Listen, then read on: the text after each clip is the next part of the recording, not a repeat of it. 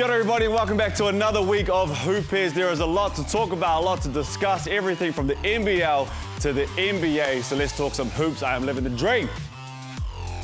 On this week's show, can anybody, no, seriously, can anybody beat the Saints for Fit of the Week? Justin's got an exclusive announcement, and this one, trust me, this one's exciting. And we catch up with Airs import and all-round good guy, Sam Froling. G'day everybody, like I said, living the dream, because for the next half an hour we get to talk about basketball, and I get to do it with two of the greatest around here. Mel, you've been calling games for years. Tom, you've been living on the court, and everybody knows exactly what you have done. So we're back for another week of Hoop Heads. Boys, what do we make of the weekend just gone in the NBL? It's good to be back, Brooke. I have been off the couch for a little while, but it's wicked to be back and talking some hoops with you guys. More great Sales NBL action over the weekend that I am pumped to break down. 100%. 8 games in round 5. It felt like it was like moving round. It felt like everybody was settled. We'd seen some people come, we've seen some people go, but it felt like everybody was knuckled down and ready to go. And having 8 games across that long weekend, if you're lucky to have Friday off, it was a lot of fun. Yeah, she was busy. She was a busy weekend. Now, before we start talking about the game itself and all the games you have to break down, before you get to the game, you have to arrive to the game. And shout out to Sterling Sports, because they allow us to chase some outfits before the game. And I gotta be honest with you, it's the Saints once again who are sending in the outfits, but I feel like they're listening, and the swag is getting better and better. They keep bringing week in and week out. Boys, fashionistas, Hiram Harris. Hiram. Up the wires. Yeah. Hiram, love to see it. Ben Air, he's got some style, eh? He's a fashion leader. I think he would love Cuba Street. Yeah, loves Cuba Street, loves the bucket fountain. And Josh, if I've got arms like Josh Tutunga Laval, I'm honestly, I am wearing that all winter long in Wellington. I feel you too, and the bomber jacket too. Saints, once again, well done. And shout out, as always, to Sterling Sports for allowing us to find the fits of the week. And if you want to jump in, send them through. We'll chuck them out there, any team who is playing. Now, let's talk about the league. Let's talk about the games that went down over the weekend. I want to start with the Saints and the Hawks. And if I'm being completely honest with you, the outcome was still the same, but it was a little closer than I thought going into that ball game. That's what I love about it now, because everybody is like the Hawks. They needed bodies to come into their playing group. They've got them. They're getting settled down. They've known the rotations for a few weeks now, and the sets that they run and the defensive philosophies that they've got. So that's why these games are getting better. The Saints have always got that target on their backs. The teams always raise up to play them. You know, the Hawks will do it. The Airs that were recently as well. That's what I love, Tommy, is that everyone's taking a shot at the Saints. They're not even the champs. But they still want to go at them. And the Saints embrace that. As you said, year on year, they have a target on their back, and they love it. They love people coming in and giving them their best shot, and the Hawks did that. They played really well, played some good basketball, but the Saints have just got a lot of talent all over the board. Isaiah, Tohi, Ben Air are all playing at a really high level, Lat Mayan as well. These guys are firing on all cylinders at the moment, and they are very much the team to beat. Well, they are firing on all cylinders. One thing I love, they had 4 players to score 20 points. Tohi had 24, Isaiah had 23, Ben Air had 22, and Lat Mayan had 20. And the name that we left off there is obviously Hiram Harris. So to me, this could be their most impressive win, because it proves that on any given night, it's anybody's go. He was double digits rebounds. So it's like, he doesn't care. He doesn't need to score, Tommy. He's just like, I'm Hiram Harris. I'll hustle all ends of the floor. Every square inch, basically, is where Hiram Harris will do his work. Yeah, it's so valuable to have a guy like that who just does all the dirty work for you. Rebounding, steals, blocks, he'll do whatever is needed of him, night in, night out, and those other guys just continue to fill it up. I think the Saints are averaging 101 points per game or something right now, which is 10 more than the closest second, which is the Tuatara. So having no problems putting the ball through the net and defending at a high level as well. Yeah, and we know what they can do on the defensive end. Now, even with the defenders that they have, and as guard defenders, Isaiah and Ben Air, Isaiah Moore has been impressive to start his campaign here in the Sales NBL. He had 35, 7 assists, 5 rebounds, and 2 steals. Obviously in a losing effort, but he is a huge vocal point of their season. You can talk about this, Brooke, being a guard in the league previously. Like, he just picks his spots.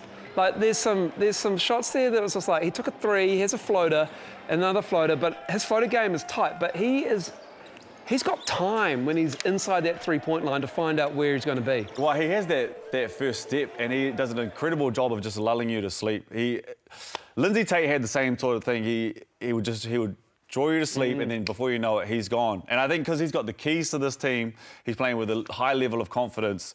He is going to be a problem, and he can push teams, or he can push the Hawks to do some serious damage in the league this year. And I think he's shooting the 3-ball well at the moment too.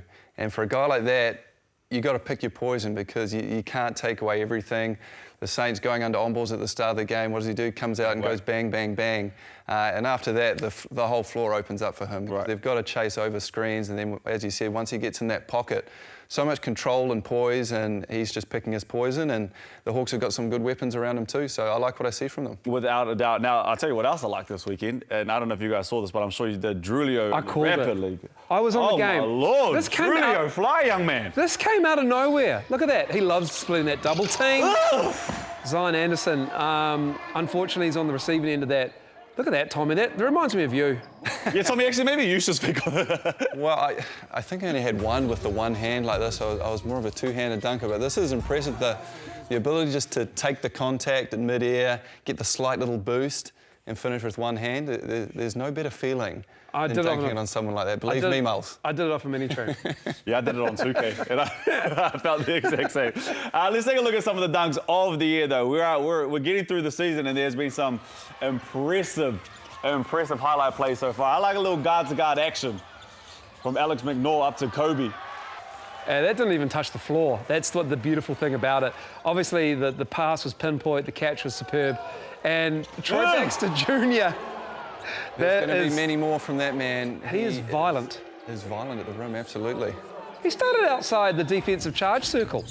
That's so good. This might be my favourite. It's the Rapid League with some problems. Gets the knees up on the midsection, gets an extra foot in the air. Oh, to be young again. The bounce is there. And speaking of being young, 16. Yeah. Jackson Kiss. Jackson Kiss. I believe that's his first Sal's NBL basket. It's not a bad way to start. That's pretty cool. Not a bad way to start. I like Ruben Taranaki, the captain of the Tall Blacks, reaction off the back of that too. So he also tried to throw it down in another game recently as well. Like, he does not care. He's going up. He's 16. He knows no better. And that's it. And I love it. You got to have an appointment with the room. Now, we talked a little bit earlier before about stuff going on outside of the game of basketball in terms of being in between the lines. And Ben Henshaw and Dante Russo-Nance for the Otago Nuggets, if you haven't seen it, have been busy. Have they been busy or what? On TikTok. See, this is Dante. See, for those who don't know Dante, this is his element. This is where he lives. I was fortunate enough to be his roommate. In my final year of playing basketball, he was a youngin'. I need to see Brent Matahade next in this. I need Dante and Brent. I'm sure Brent will be up for it. I know that there's a lot of probably Ty Webster influence there.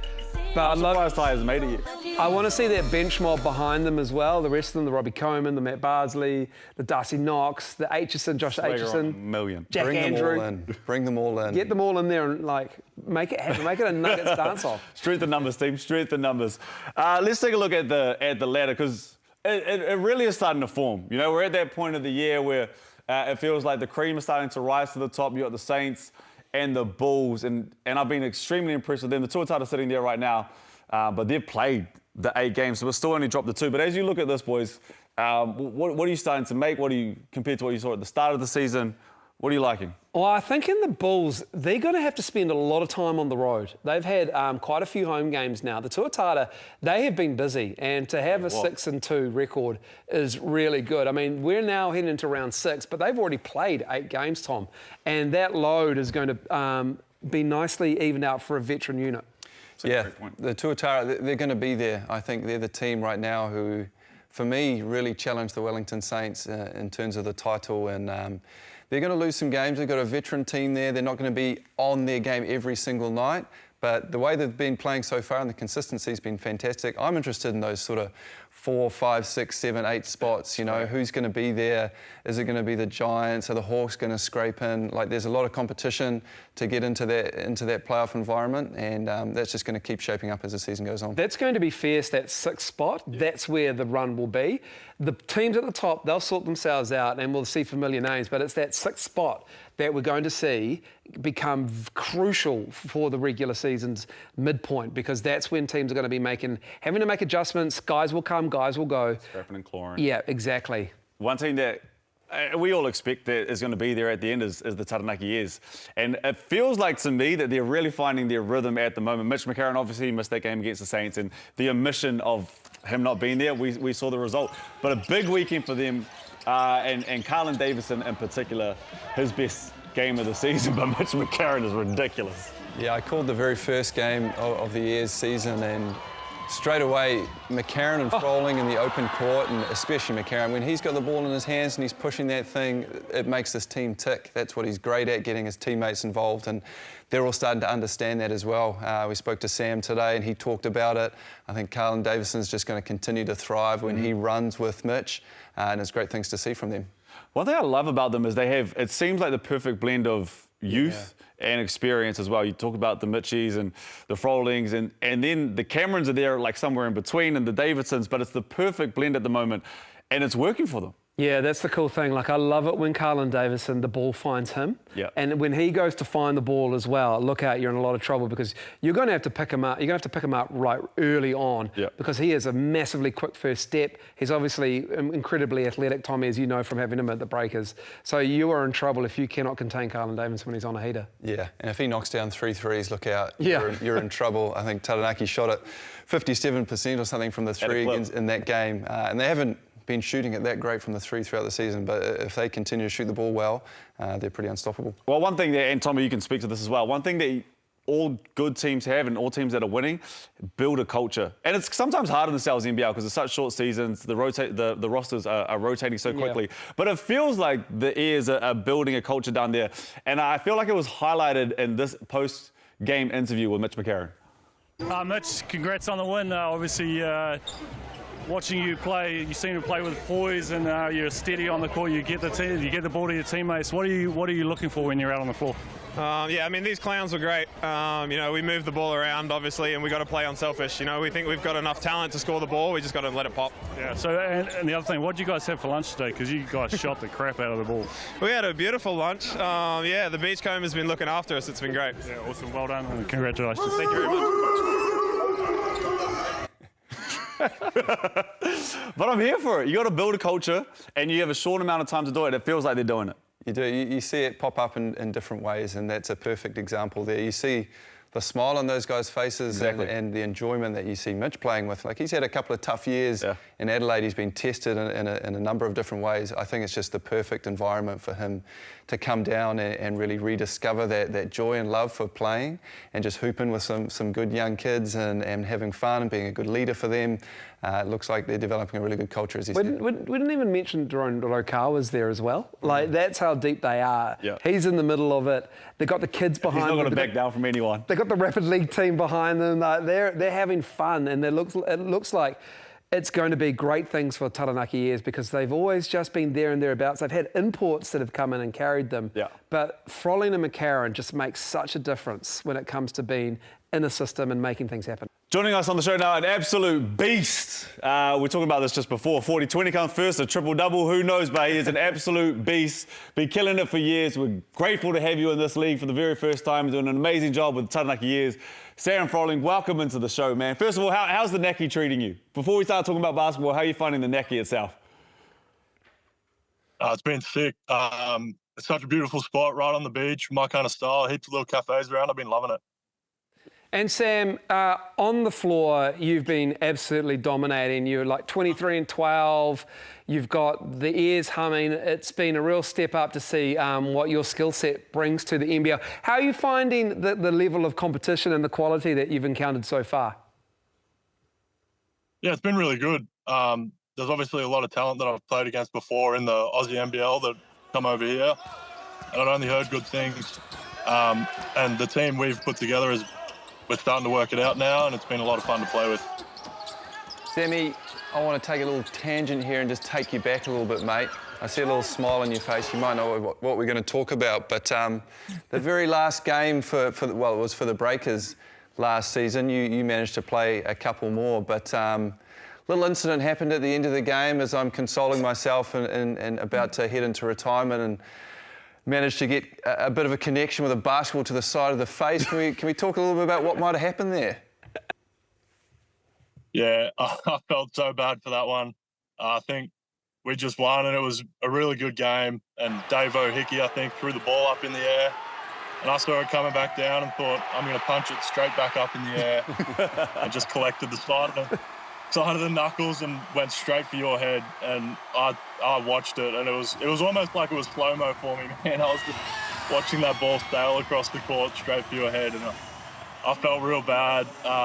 Yeah, I'm sorry about that one, brother.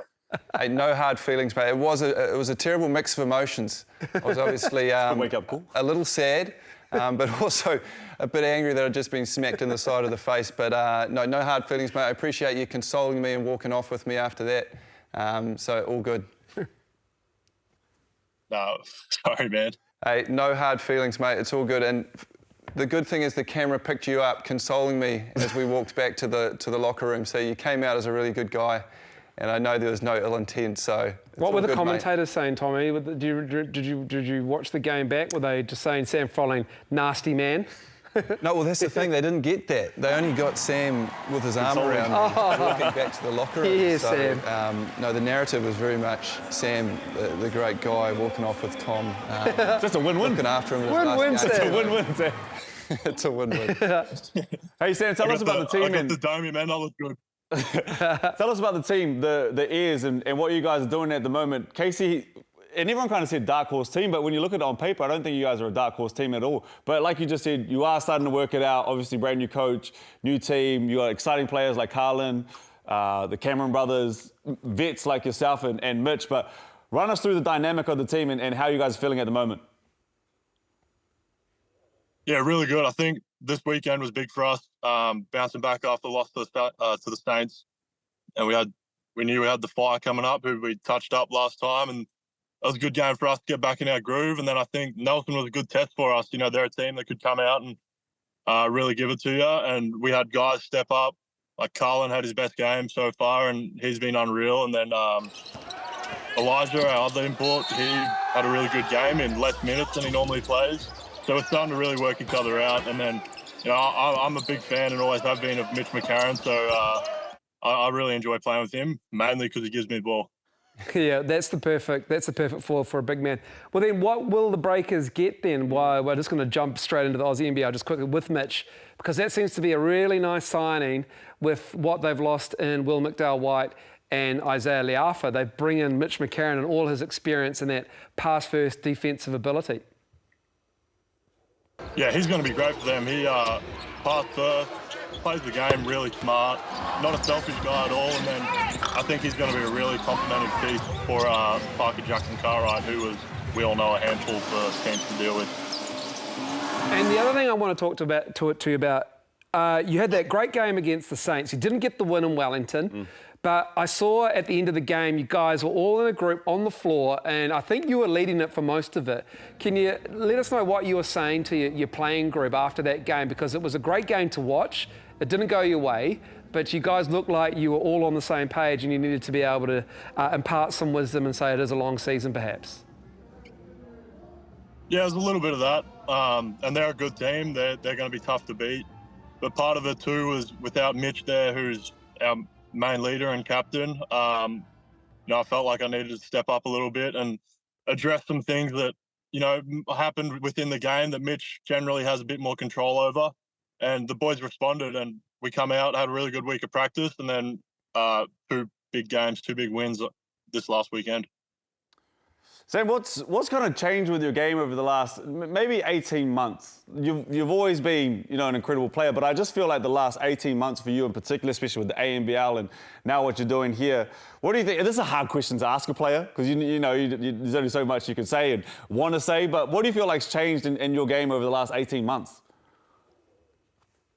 I mean, so much confidence and the skill stuff for me. You know, I stepped in when Brian Goorjian was coaching the Hawks. I was much more of a role player. You know, my job was to go out, run the floor hard, play good defense and get rebounds. And then when Jacob Jacomas took over at the Hawks, I became our #1 local guy.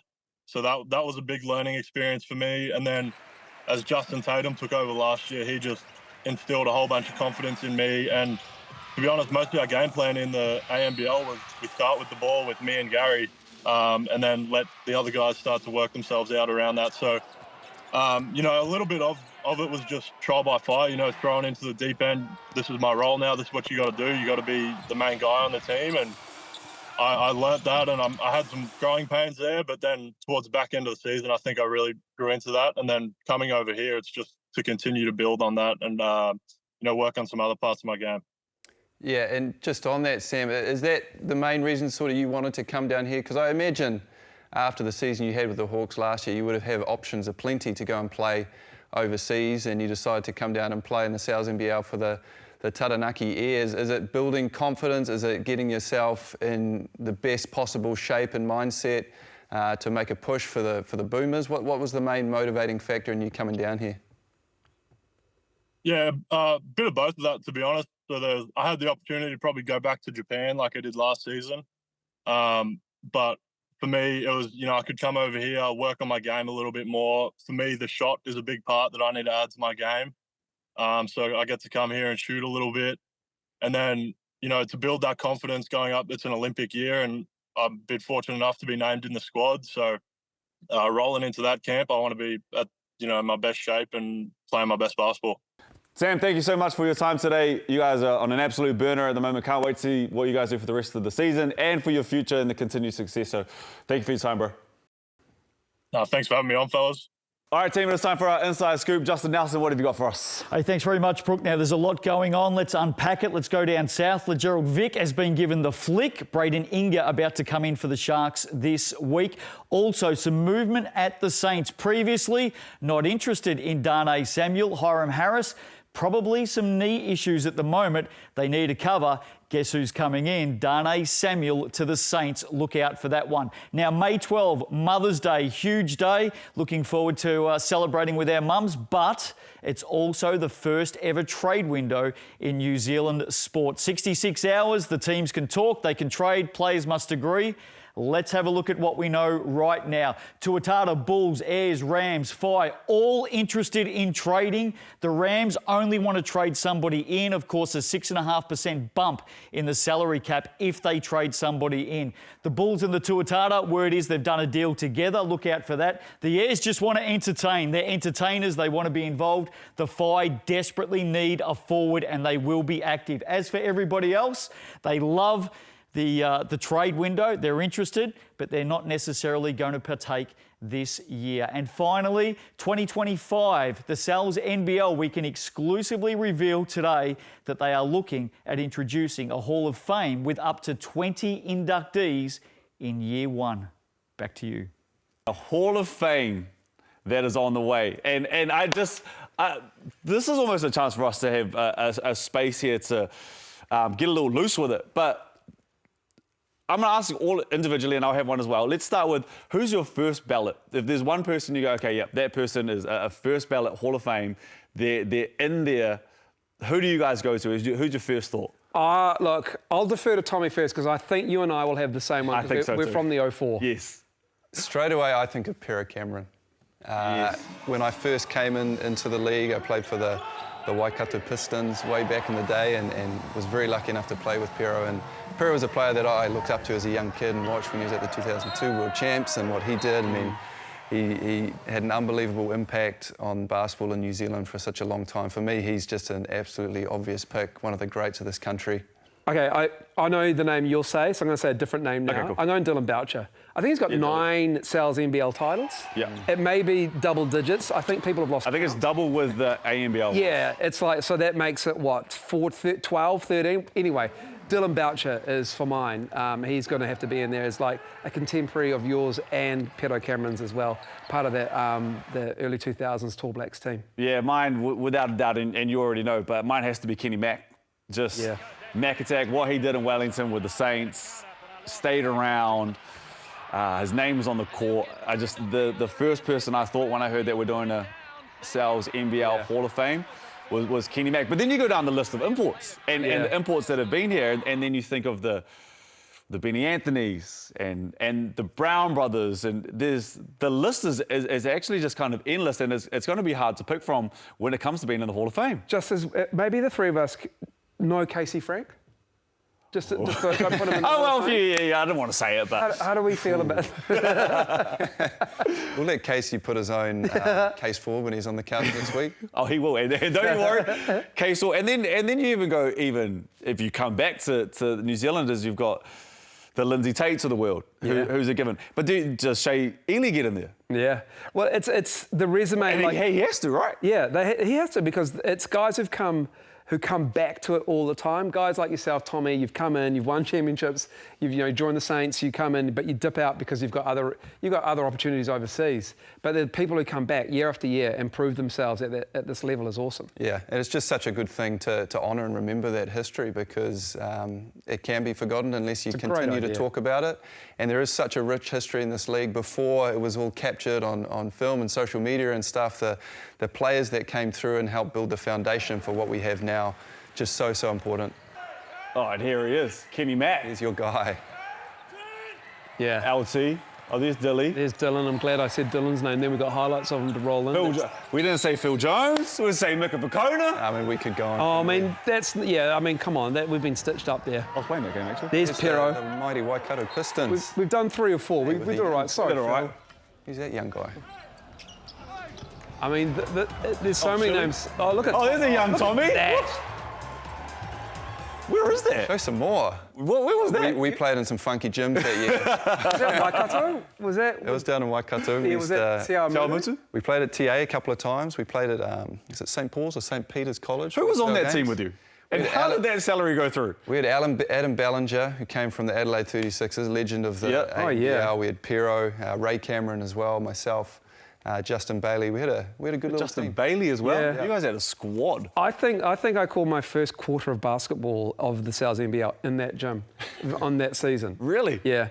I called like under 19 world champs when you were playing at the GT. Oh, we're getting old. JTBs. We're getting old. Well, and then in this, do we add coaches in? Do we add Rob Lowen? Do we put coaches in? Because you'd have the tabs, the Ninads. Yeah.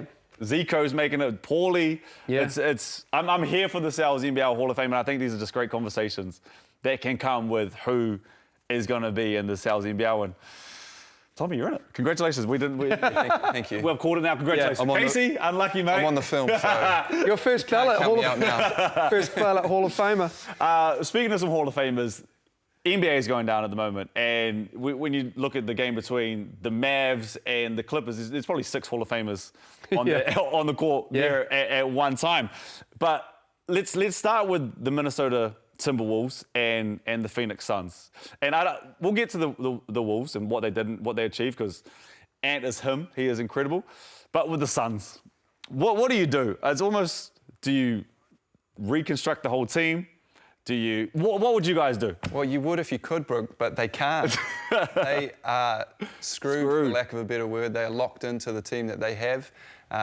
Obviously, cost them a whole lot bringing KD, Beal, and Booker all together, and it just hasn't worked, has it? They've lacked a true point guard all season long, and they came up against probably their worst matchup in the first round, the T-Wolves, who just took it to them and exposed them for the deficiencies that they do have. And there is not much that the Suns can do now going forward. They are stuck with this team, for better or worse. No PG. No PG.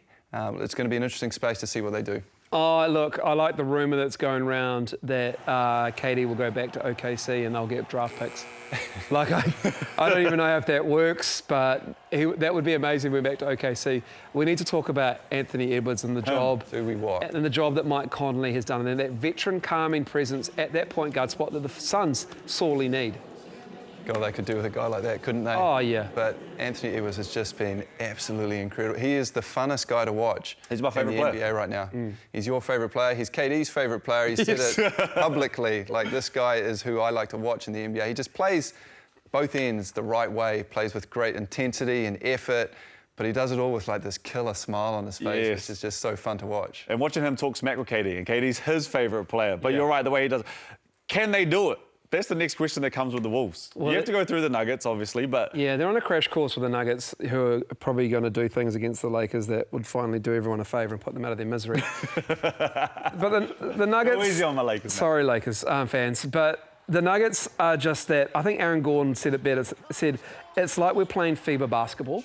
It's like the ball moves so much, not just around the perimeter where good passing teams in the NBA do, but it's actually almost Spurs-like, where it goes inside, outside, reversal, back again, seen that for a while, and it goes all around. Isn't it amazing how that just shocks people when it happens Yes. in the NBA? It's like, this is not unique to basketball. It does happen throughout the world, but Yeah. these guys have two of the most elite players in the world setting the tone for that team, and Murray and Jokic, and what they're able to do and how they control the game. I was listening to something today, you know, these guys get in a close game halfway through the fourth quarter, you know they're going to win. Yeah. Because you know exactly where they're going down the stretch, and they're just so efficient in that action, nobody can stop it. It's actually ridiculous. And I love to watch it. I love watching, especially Jokic go to work. And we haven't even talked about, it's kind of like we've just said, it's going to be the Wolves and the Nuggets there in the Western Conference Finals. But the Clippers and the Mavs have their own dogfight going on at the moment. It's probably the series that everyone's watching as close as you could possibly watch it. It's certainly not. Tied at 2-2. It's not. We're certainly not watching the Cavs and the Magic. That is for sure. But I tell you what, Luka Doncic, he seems like he's letting Kyrie down. I mean, they were down 31 on Monday. They almost got it back, but PG did that.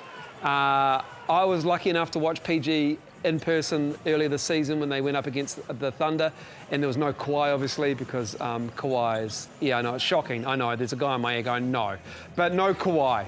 But he is rejuvenated. When the floor is his, PG is still that guy. Yeah, he loves to have a dance. Yeah, he is. And Harden's playing at an incredible level as well. This is a really fun series. I think these two teams going at it. Luka hasn't played great yet. He hasn't shot the ball great from the three. You feel like he's building towards one of those breakout games. But you also feel like if the Clippers can find a way to get through this and Kawhi continues to get healthy, like going forward in the playoffs, those guys could be a real handful. Who do you guys have in that series? We have to move on. Sorry, I know, but who? I'm going to say it's going to be the Clippers. Unfortunately, I want the Mavs to go through, but I think it's Clippers. I think the Mavs are going to go through. I think Luka's going to have a breakout game, and yeah, he's due. They'll sneak it. Can I change? Yeah, I got Mavs too. Okay, I'm going Mavs. Okay, let's go over to our tipping wall as well. Speaking of the, yeah, What is this? Yeah, hate to see. What is What are you this? doing down there, buddy, old pal? Guys, actually, Tom, you're there. Margin correct. Yeah. All picks. I got all picks correct. I didn't get the margin.